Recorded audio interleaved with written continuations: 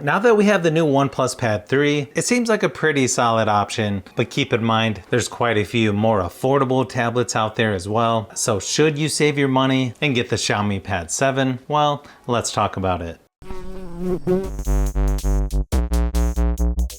Price is probably one of the biggest differences between these two tablets, considering the OnePlus Pad 3 is $699, the Xiaomi Pad 7 is right around $400, maybe a little bit less. The OnePlus Pad starts with double the storage at 256 gigabytes versus 128 for the Xiaomi Pad 7, but you can also get a 256 gigabyte version of the Xiaomi Pad as well. Both of these tablets have an IPS LCD display, but you can see OnePlus is quite a bit larger at 13.2 inches at 2400 by 3392 resolution versus 11.2 inches for the Xiaomi Pad at 2136 by 3200. They're both up to 144 Hz refresh rate as well. I think both of these seem plenty bright enough for most things that I've tested. When you put them right next to each other, I actually think the Xiaomi Pad 7 looks just as good or sometimes better, depending on what you're looking at. I think they're actually closer than you would think, considering the price. Nice thing is both of these have video out, so you can use an HDMI adapter to connect to a TV, external monitor, or projector, which is something I think all tablets should have.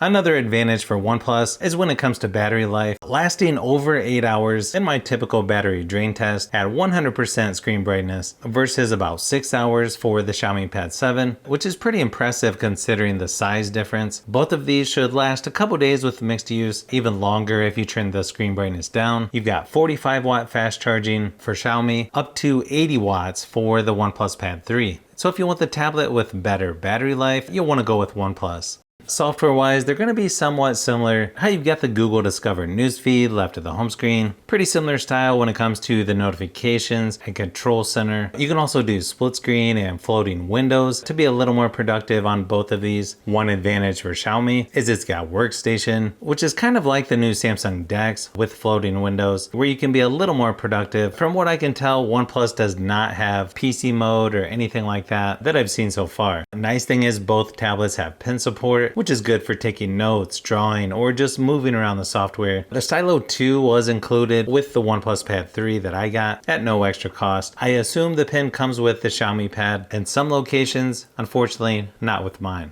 One nice thing about the OnePlus Pad 3 is that it also came with the keyboard case at no extra charge as well, which actually has a really nice build quality, just a lot easier to type on versus trying to type on the screen. Definitely comes in handy if you want to type out some papers, or really if you have to do any typing at all. Both of these are currently on Android 15. With Xiaomi, you're getting 4 years of major software updates, probably 5 years security, only 3 years of major software updates for the OnePlus Pad 3, which seems kind of odd considering the price, but the OnePlus Pad will get 6 years of security updates, which I think is better than a lot of the competition. You do have a couple extras on the OnePlus Pad 3, like the sidebar that has shortcuts similar to the Edge panel on Samsung. You also have the taskbar down at the bottom if you want to switch back and forth between apps a little easier. And then of course OnePlus is going to have the advantage when it comes to performance. It starts with 12 gigabytes of RAM versus 8 gigabytes for the Xiaomi Pad 7. It also has the Snapdragon 8 Elite processor versus the Snapdragon 7 Plus Gen 3 in the Xiaomi Pad 7. I think the Xiaomi Pad actually has pretty good performance considering the price. Both of these actually feel pretty fast and smooth just moving around the software. The OnePlus Pad feels super smooth compared to just about every other tablet I've tested. I think both of these are nice options for gaming. Obviously it'll play a little smoother on the OnePlus Pad 3, but to me the Xiaomi Pad 7 is a little easier to hold while gaming. It's not quite as hard to reach things on the screen versus the larger OnePlus Pad 3. But obviously if you want the tablet with better performance, you'll want to go with the OnePlus Pad.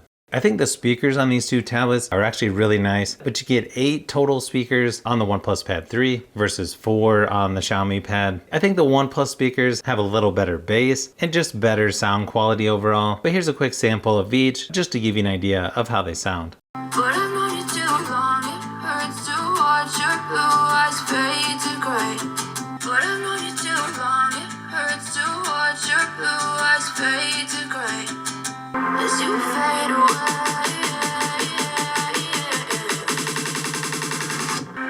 as you fade away,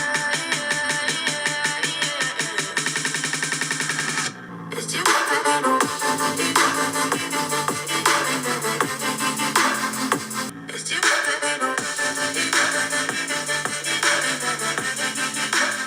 Now, cameras on tablets usually aren't the best, but these two are actually pretty decent. You can also shoot up to 4K 30 frames per second for video recording on both tablets. So you could use them for Zoom meetings or other video conference calls if you need to, but here's a few quick samples of each just to give you an idea of how they compare.